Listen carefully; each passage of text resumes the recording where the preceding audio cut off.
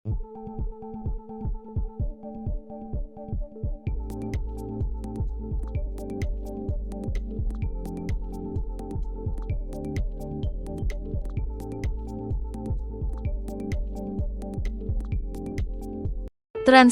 Isa Zega kembali membuat heboh jagat maya dengan memposting dirinya umroh menyerupai wanita. Hal ini pun mendapat kecaman dan hujatan netizen. Tidak hanya dikecam dan dihujat, Isa Zega kabarnya akan dilaporkan terkait dugaan penistaan agama. Terkait hal tersebut, praktisi hukum advokat Dr. Togar Situmorang angkat bicara. Dr. Togar Situmorang memaparkan syarat-syarat seseorang bisa dilaporkan atas dugaan penistaan agama. Benarkah orang yang akan melaporkan Isa Zega terkait dugaan penistaan justru akan bisa dilaporkan balik? Simak sebagai berikut. Ya Bang, ini lagi rame nih Bang, tentang Isa Zega yang jadi pembicaraan Bang. Oh, ya, karena dia kan berdasarkan yang beredar nih, dia merasakan umroh dengan memakai mukena gitu Bang. Dia kan seorang transgender nih Bang, dan katanya mau dilaporkan sama seseorang gitu Bang. Gimana Bang menurut pandangan Abang sebagai praktisi hukum Bang? Jadi kalau terkait masalah agama, itu kan masing-masing mempunyai satu keyakinan, di mana negara sendiri, yaitu di dalam Undang-Undang Dasar 1945, terutama di pasal 29, ya, bahwa ayat satunya menyatakan negara kita berdasarkan atas ketuhanan yang Maha Esa. Dan pasal 29 ayat 2, dalam hal ini negara itu menjamin kemerdekaan tiap-tiap penduduk untuk memeluk agamanya masing-masing dan untuk beribadat. Nah, untuk beribadat menurut agama dan kepercayaannya itu.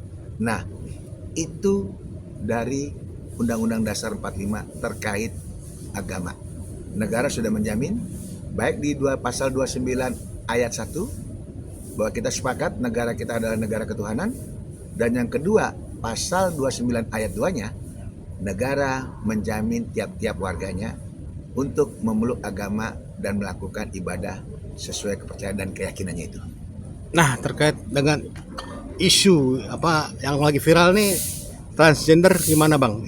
Nah, terkait permasalahan isu transgender, ini adalah hak seseorang dalam hal menentukan jati diri dia. Apakah status sosial dia itu atau status kewarganegaraan dia di dalam hal jenis kelamin, apakah di dalam negara ditulis atau dicantumkan dia sebagai laki atau dia sebagai seorang perempuan. Itu.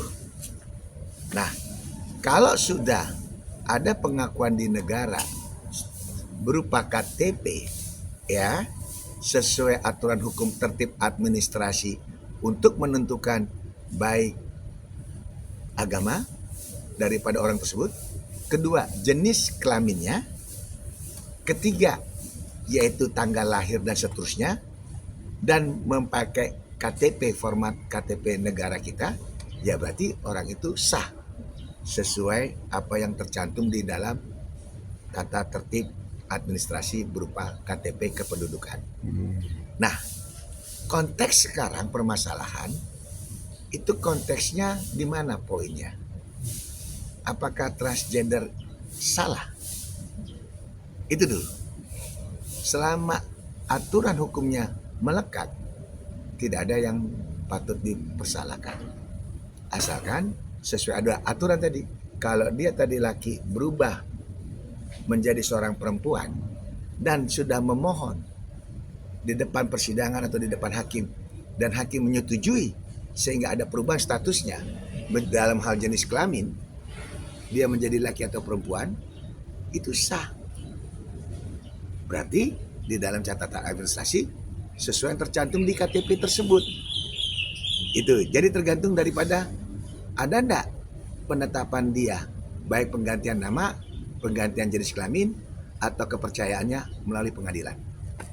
Kalau misalnya tidak ada, Kalau tidak ada, berarti jenis kelamin yang awal yang dipakai. Artinya pada saat dia lahir ke dunia, dia laki-laki, KTP-nya pada saat itu masih tetap laki-laki, berarti dia tetap laki-laki. Itu walaupun dia mengaku dirinya transgender, sudah operasi, sudah perilaku perempuan, ataupun menggunakan baju perempuan.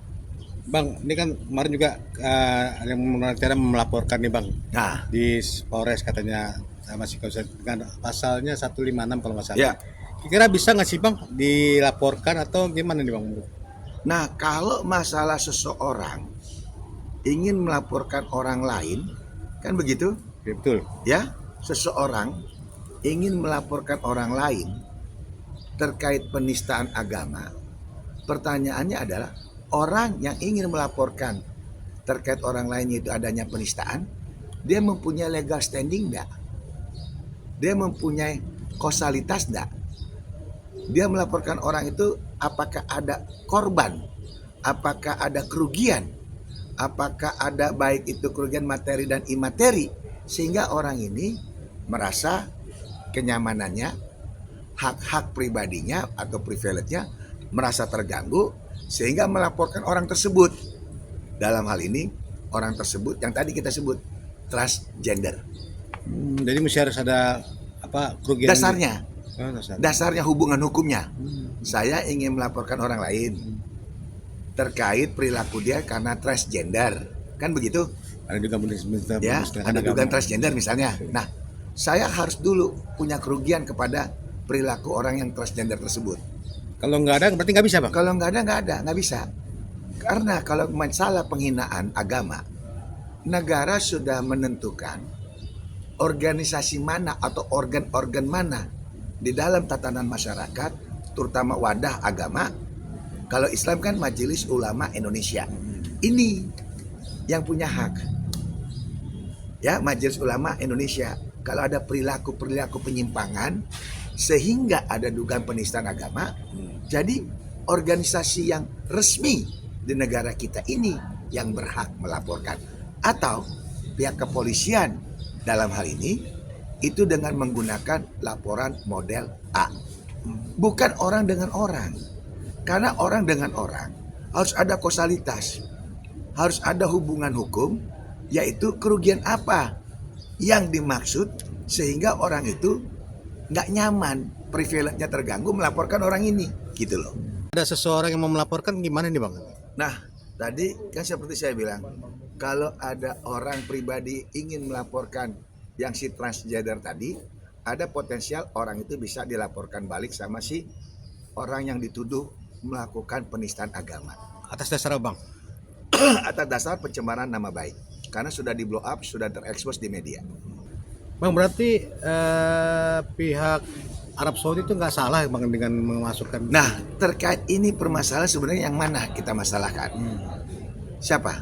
Si Sazega kan ini kan dia pakai di berita atau yang lagi viral kan dia pakai mukena dan sholat ini di barisan wanita gitu Bang. Itu gimana Bang gitu? Nah, kalau masalah Zanzega, Iza Zanzega ya? Isa Zega Bang. Hah? Isa Zega. Iza Zega. Ya, Mami Isa Zega. Mami Zega. Kalau kita melihat daripada regulasi terkait penistaan agama, itu kan sudah ada aturan hukum yang berlaku, yaitu pasal-pasal yang memang mengakomodir terkait penistaan agama, yaitu pasal pertama nih, pasal 156 ya. Lalu juga ada pasal 156A. Ada juga pasal 157 KUHP. Ya. Di mana pasal-pasal ini harus ada kaitannya, ya, harus ada kaitannya berdasarkan keputusan Mahkamah Agung. Kalau tentang agama ya, itu nomor 140 garis miring PUU datar 7 tahun 2009 agama yang diakui di Indonesia yaitu Islam, Kristen, Katolik, Hindu, Buddha, Konghucu atau Konfusius. Nah, itulah agama-agama di Indonesia yang sudah diatur di dalam negara. Sehingga kalau kaitannya terkait penistaan agama, Inzai Zega itu dia agamanya apa? Kalau memang dia agama Islam, peristiwa terjadi penistaan agamanya di mana? Apakah di luar negeri? Berarti orang yang melaporkan tadi seperti saya bilang harus berupa orang yang melihat langsung. Dia ada di tempat tersebut. Ya, tidak bisa dia hanya berdasarkan dari Video yang viral. video atau potongan berita sehingga dia merasa tidak nyaman, terganggu privilege-nya, membuat laporan ke polisi. Enggak boleh. Karena kenapa? Yang berhak tadi dua. Organisasi yang memang menaungi agama yang tadi saya sebut sesuai putusan Mahkamah Agung, Islam, Kristen, Hindu, Buddha tadi. Kalau Islam kan Majelis Ulama Indonesia. Nah, ini yang boleh. Atau ke pihak polisi sendiri. Polisi dengan membuat laporan model A. Itu. Oh begitu Bang, berarti harus meskipun kejadiannya di luar negeri Bang masih bisa dilaporkan. Kalau kejadian di luar negeri itu akan ada pembuktiannya, yaitu kesulitan karena lokusnya itu kan di luar negeri. Ya. Nah, ini makanya instrumen nanti yang akan terlibat adalah pihak penyelenggara pengiriman yang ke Arab Saudi tadi, betul enggak? Lalu juga dari imigrasi, lalu juga pihak embassy. Ini semua harus berintegrate, harus dipanggil supaya dokumen apa yang dipergunakan oleh orang tersebut untuk berangkat, ya, sehingga menunaikan ibadah umroh. Itu loh.